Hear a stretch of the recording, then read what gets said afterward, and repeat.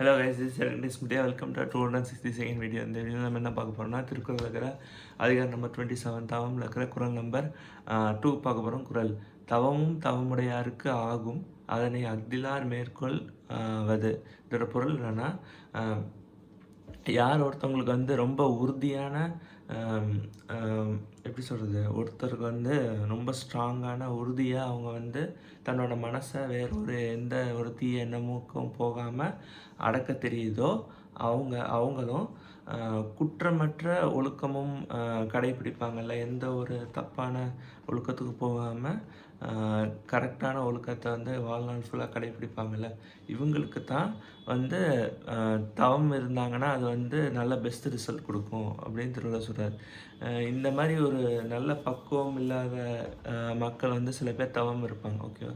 அப்படி இருக்கிறவங்க வந்து அதுக்கான தவத்துக்கான பயன் எதுவுமே அடைய மாட்டாங்க. ஸோ அது வந்து தேவையில்லாத முயற்சி அப்படின்னு திருவள்ளுவர் சொல்கிறார்.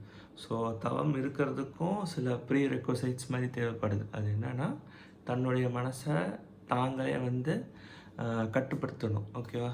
எந்த ஒரு தீய எண்ணங்களுக்கும் போகாமல், அதே மாதிரி ஒழுக்கத்தையும் கட்டுப்படுத்தணும். எந்த ஒரு தவறான ஒழுக்கத்தையும் பின்பற்றாமல் நல்ல ஒழுக்கத்தோடு இருக்கணும் அப்படின்னு திருவள்ளுவர் சொல்கிறார். நன்றி.